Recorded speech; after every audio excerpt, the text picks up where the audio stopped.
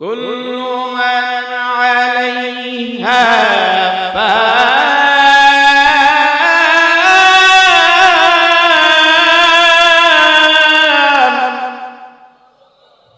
ওয়া ইয়াবকা ওয়াজহু রাব্বিকা যুল জালালি ওয়াল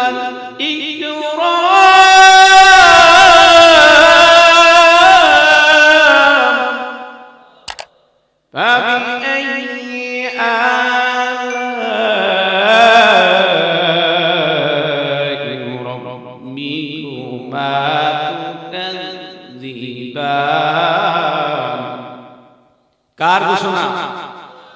রব্বুল আলামিন বলেন দুনিয়ার সব ফানাফিল্লা হয়ে যাবে, একমাত্র তোমাদের রব থাকবেন। কে থাকবেন? একমাত্র রব যিনি আল্লাহ, তিনি থাকবেন। আল্লাহ তাআলা বারবার গোলামদের বললেন যে গোলাম, যেই নিয়ামতগুলো তোদেরকে দিলাম, এই কোন কোন নিয়ামতকে বান্দা তুই অস্বীকার করবি?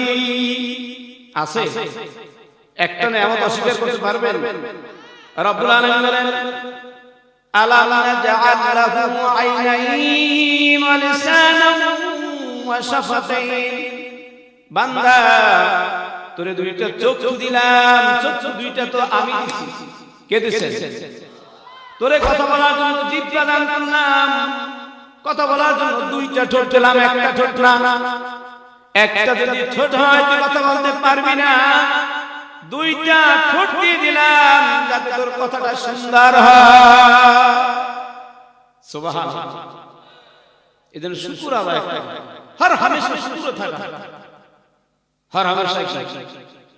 আমি ভালো আছি কি মন্দ আছি সব সময় শুকরিয়া আদায় করবেন। রব্বুল আলামিনের একজন পয়গম্বর ছিলেন হযরত ঈসা বিন নূন আলাইহিস সালাম, বড় রাসূলের কদর একজন নবী। হযরত ঈসা বিন নূন আল্লাহর কাছে জানতে চাইলেন, মালিক বান্দার কোন আমলে আপনি সবচেয়ে বেশি খুশি হন? কি প্রশ্ন করছেন? বান্দার কোন আমলে আপনি সবচেয়ে বেশি খুশি হন? আল্লাহ তাআলা বললেন, ঈসা ইবনে নূন, আমি মানুষ যে অবস্থায় থাকুক যদি আমার শুকরিয়া আদায় করে, আমি ওই বান্দার উপরে সবচেয়ে বেশি খুশি হয়ে যাই। আলহামদুলিল্লাহ ফি কুল্লি হাল, সদা সর্ব অবস্থায় শুকরিয়া আদায় করেন। আপনি চিন্তা করতে পারবেন না দৈনিক কত পরিমাণ অক্সিজেন গ্রহণ করেন, কার্বন ডাই অক্সাইড ত্যাগ করেন, কত পরিমাণ অক্সিজেন নিয়ে আপনি আমি বেঁচে আছি। একটা দিনের জন্য মালিক আমার কাছে বিল চায় নাই। কোন অক্সিজেনের বিল আমরা আল্লাহকে দেই না, দেই কিনা বলেন? পৃথিবীর জগৎ বিখ্যাত এক বড় রাইটার, এক বড় লেখক, বড় বুজুর্গ, তার বাড়ি হলো মিশরে, নাম হযরত জালাল তালাবি আল মিসরি।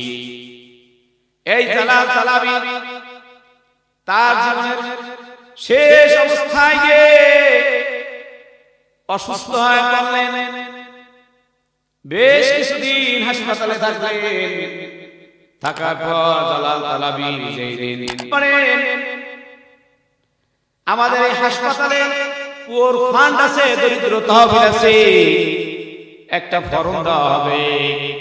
ওই ফর্মটায় যদি আপনি সিগনেচার করে দেন, স্বাক্ষর করে দেন, আপনার থেকে যত বিলের টাকা হয়েছে সব মাফ করে দেওয়া হবে। আপনার কান্না করার কোনো কারণ নেই। আল্লামা জালাল তালাবি আল মিসরি বললেন, না না, আমি এই বিলের ভয়ে কান্না করি না। বিল দেওয়ার মতো আল্লাহ আমাকে যথেষ্ট সামর্থ্য দিয়েছেন, কিন্তু বিলের ভিতরে একটা বিষয় দেখলাম যে আমি হাসপাতালে এক সপ্তাহ পর্যন্ত কৃত্রিম অক্সিজেন গ্রহণ করেছি। এই কৃত্রিম অক্সিজেন গ্রহণ করার কারণে আমার অনেক টাকা বিল হয়েছে, কিন্তু আমার কান্নার কারণ হলো এই, আমি আমার মাতৃ গর্ভে আসার পর থেকে শুরু করে এখন পর্যন্ত মালিকের যে কত অক্সিজেন গ্রহণ করলাম, একটা বারের জন্য মালিককে তো কোনো ছাড় দেই নাই, মালিকের কোনো বিল দেই না, মালিক কোনো বিলের বাউচার দেয় নাই।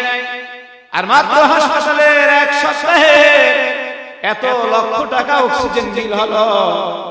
আমি এই জন্য কান্না করি যে আমার মালিক আমার কত সুন্দর অক্সিজেন দিয়ে বাঁচাই রাখছে, একটা দিনের জন্য মালিক আমার অক্সিজেন বন্ধ রাখে না।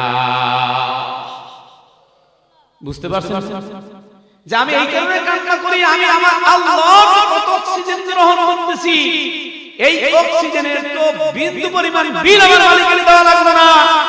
একটা সপ্তাহ হাসপাতালে থাকলাম, তাতে এত বিলের পরিমাণ হয়ে গেল। চিন্তা করা যায়? আপনি মাতৃগর্ভের আশা পর থেকে শুরু করে আল্লাহ তাআলা আপনার জন্য কত অক্সিজেনের ইন্তজাম করে রাখলেন। যতক্ষণ দুনিয়া হায়াত ছিল ততক্ষণ অক্সিজেন ব্যবহার করলেন আল্লাহ, একটা টাকা তো মাওলায় বিল চাই। ঠিক না বেটি বলেন? আল্লামা জালাল তাআলা বললেন আমি এই চিন্তায় কান্না করি। এজন্য হর হামেশা কার শুকরিয়া আদায় করবেন? জোরে বলেন কার? এজন্য রব্বুল আলামিন বারবার স্মরণ করাই দিলেন। রব্বুল আলামিন বললেন ফাবিআইয়ি আলাই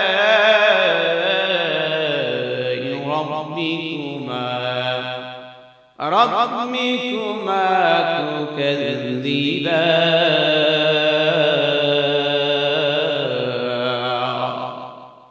আল্লাহ স্মরণ করাই দিলেন হে জিনের ইনসান, আমি মালিকের দেওয়া যেই নিয়ামতগুলো আছে কোন কোন নিয়ামতের অস্বীকার করবি? অর্থাৎ একটা নিয়ামতেরও অস্বীকার করা যাবে না। যাবে? একটা নিয়ামতের অস্বীকার করা যাবে না। এজন্য সব সময় নিয়ামতের শুকরিয়া আদায় করব কার? জোরে বলেন কার? সামান্যতম জ্বর বলতেছি আমি ভালো নাই, আলহামদুলিল্লাহ জবান থেকে বলি না। সামান্য অসুবিধায় পড়েছি, মুখ থেকে আলহামদুলিল্লাহ বিদায় নিয়ে গেছে, আছে না নাই?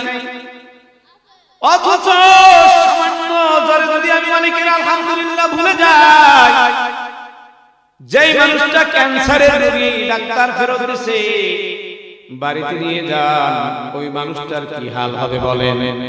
এজন্য যে অবস্থায় আমরা থাকব ওই অবস্থায় আল্লাহর শুকরিয়া আদায় করব। রাজি আছি? ইনশাআল্লাহ রাজি আছি। কারা কারা রাজি আছি? হাত হাত নারে তাকবীর, নারে তাকবীর। আল্লাহ কবুল করুন, আমিন।